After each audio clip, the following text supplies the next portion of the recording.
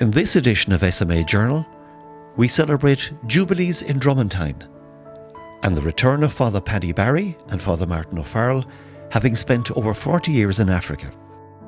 Fr Fachtna O'Driscoll tells us of a building project in Kabwe, Zambia, and we review the events of June 2026.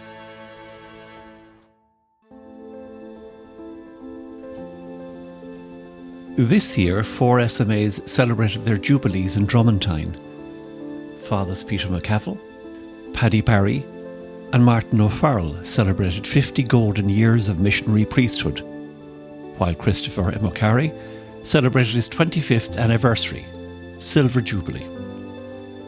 For Fathers Paddy and Martin, recently home from Zambia and will not be returning, this occasion also marked the closure of over 40 years spent on mission in Africa.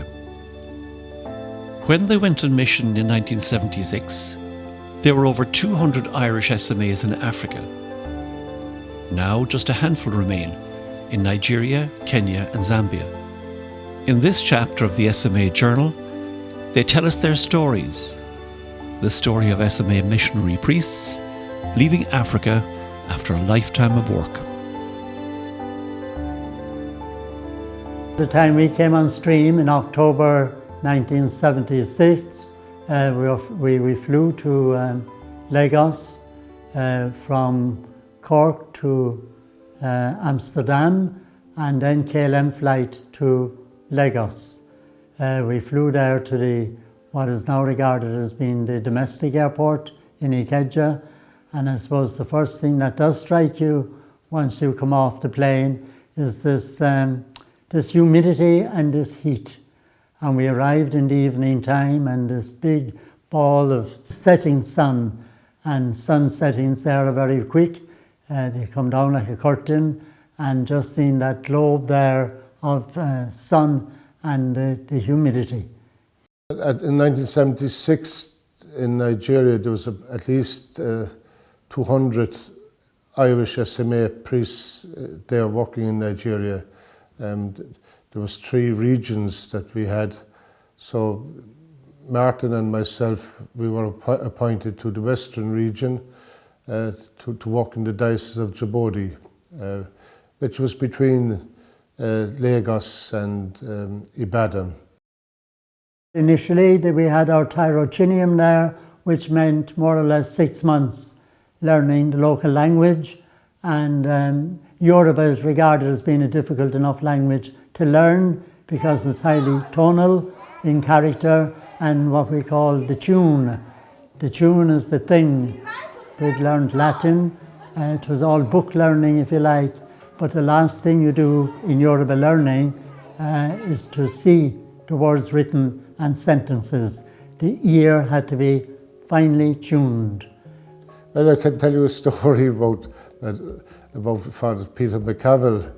Peter thought he was improving in the language, and he one Sunday he went to one of the outstations to say a mass, and he forgot the wine and the water in his car, so he asked one of the altar servers to go to bring the wine and the water, but what the altar server brought was his pipe and his tobacco. I suppose the first thing that would strike you is that we were very young. We were 26 years of age, and yet in that particular area my first appointment was to the Diocese of Jubilees, and a lot of the middle-aged people, the earners and families were working in Lagos and Ibadan, so you had a large number of elderly people in our churches and very young. The people living in Lagos would send their children back for their schooling to Jubilees and other places around it, but we were left, if you like, with elderly people and very young people. Always in pastoral work. I did teaching and pastoral work, but just for a short time because there was pressure and demand for pastors.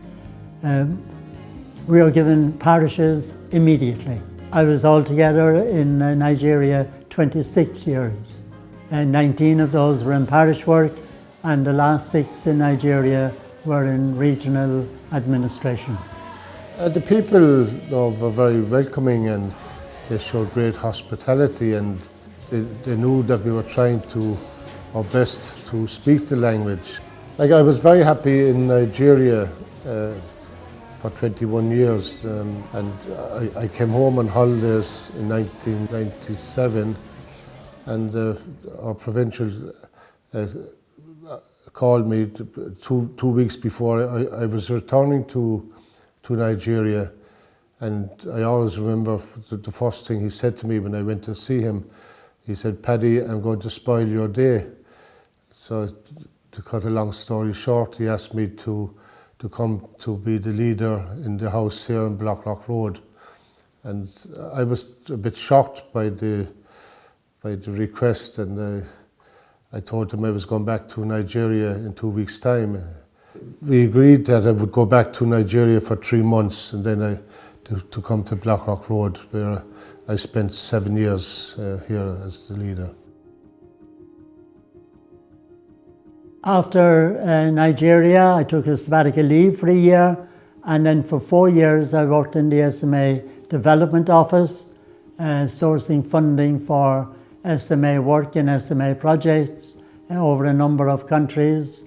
And then I was appointed to Zambia from 2007 up to 2026, so 19 years. Climate, very different. I worked in the Copper Belt. Climate, you wouldn't have had the humidity of West Africa, and as the character of the people is different as well.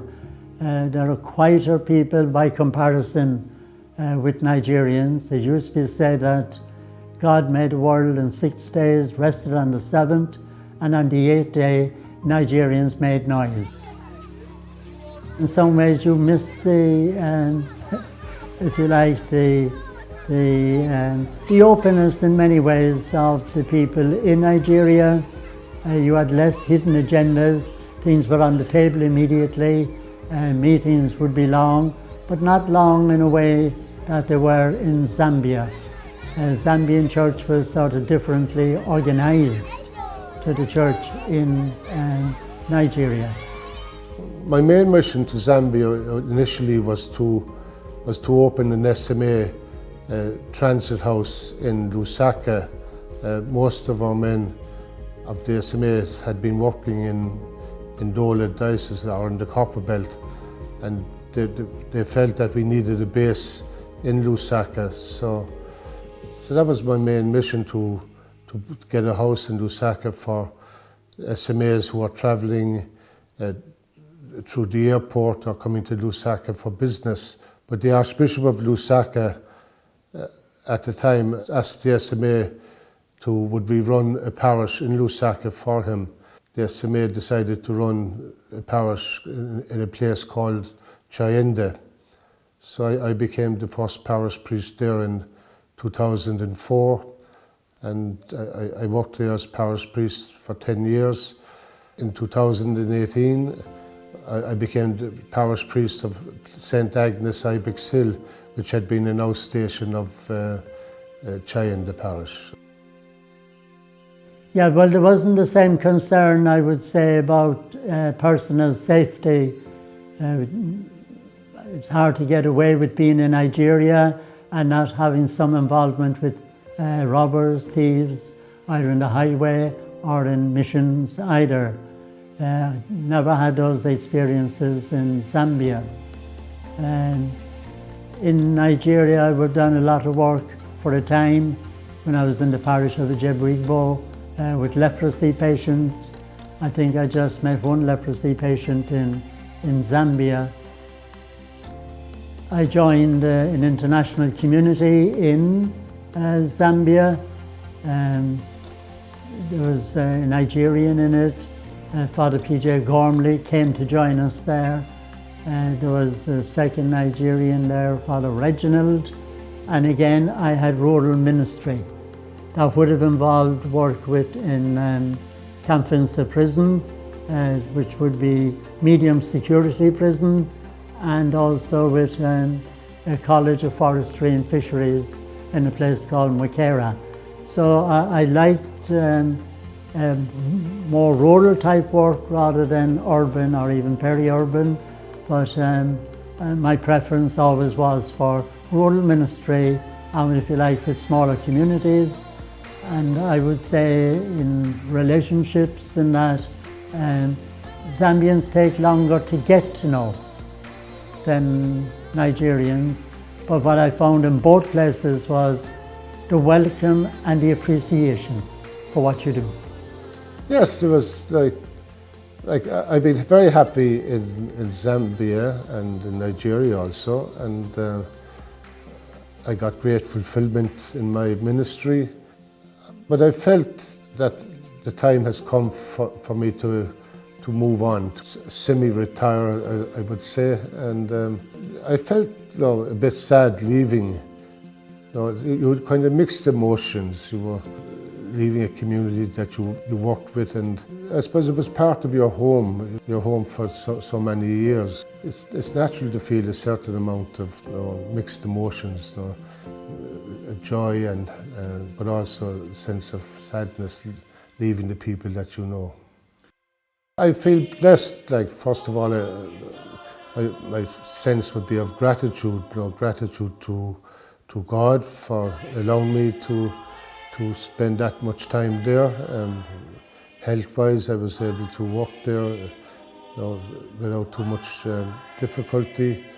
And I suppose gratitude then to the people who accepted me as one of their own. The thing I've learned about working in Africa is the generosity, the openness, the resilience of the people, despite the difficulty that they have at times with poverty and other tragedies in their lives. But the people, despite the challenges that they have in their daily living, like they're happy and they're smiling, and they give you hope. The faith that they have in God's providence for them it's made a deep impression on me. That they really are open to allow God to work in their lives. I suppose the send-off that I had was, I couldn't believe it really how they organised it, and the trouble that they went and the expense that they went to. And I know the people, it was genuine, and they felt my going, because I was with them for 22 years as their priest. So it was a long time to be with one community. I suppose, well, obviously the last little while there in Dola, I mean the parting with the people there was sort of well marked in many ways, with events, with gifts, with recognition, with appreciation, and you felt like that you were standing on your head and your feet were in the air, that you were uprooting. But there was that great depth of genuine feeling of appreciation and, if you like, of farewell, and it leaves a mark, and we do benefit so much more. Our lives are so much enriched for having had the experience of being a priest, and indeed, being the privileged access that we have, both to culture, to individuals, to families, and to communities as a priest. You couldn't have it were you in another profession, but it was given to us as priests that when we entered into situations, and people recognize very well when you respect them, and in the end, when you love them.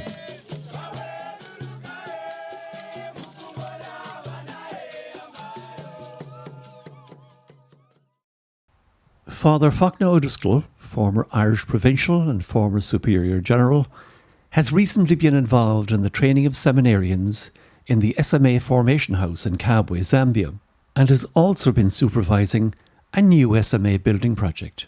When the SMA took on the the Africanization program, if you like, in 1983, they decided soon after that to open a spiritual year centre.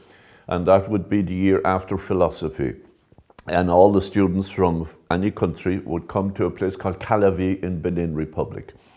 But in recent years, we have been observing that the numbers were really too high for the accommodation that was available there. So we did a kind of a study before the assembly of 25, and it was found that it would be good to build a second centre. And it would be good to house that in East Africa, South Africa, somewhere, that Southern Africa. So we took a decision then at the General Assembly to go ahead with that project, and we said the money will be found for it.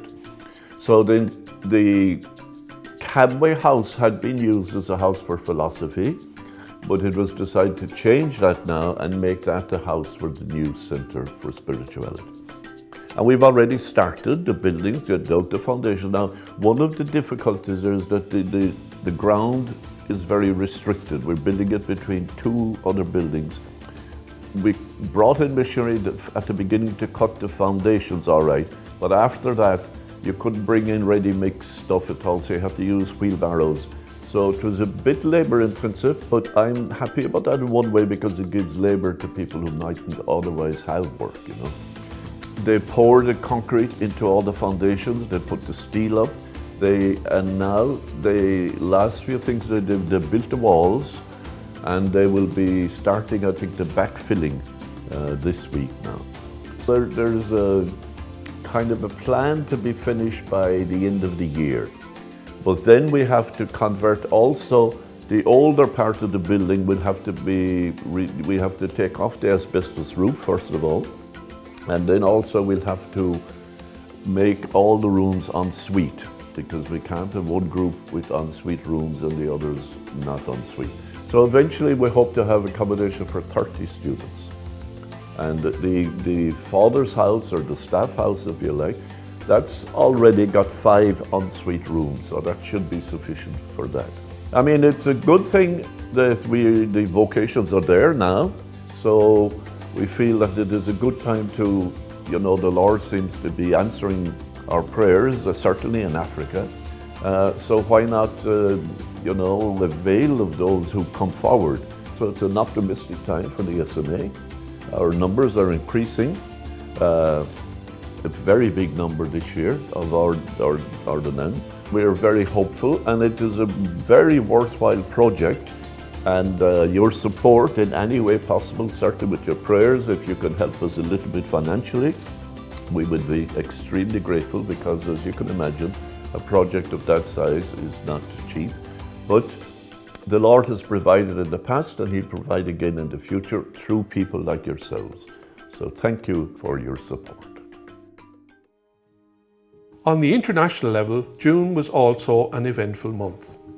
On the 25th, SMAs around the world celebrated their Founders' Day. But at the SMA's International House of Formation in Kabwe, Benin, there was an added reason that made this an extra special day. This is the fact that 48 students who completed their spiritual year took their first oath and so became members of the SMA. They now move on to the next stage of their formation, a year of pastoral experience in a country other than their own while living with an SMA missionary. On the 29th in St. Peter's Basilica in Rome, Most Reverend Dennis Kofi Agbenyazdi SMA, the newly appointed Archbishop of the Diocese of Berberati in the Central African Republic, received the pallium, the symbol of his office, from Pope Leo XIV. During a Mass later at the SMA House in Via della Nocetta, he spoke, not as a man basking in honour, but as one keenly aware of his own limits and of the God who carries him. He also spoke of the suffering of the Church in the Central African Republic and referred to a young priest who had been attacked and shot at the previous day.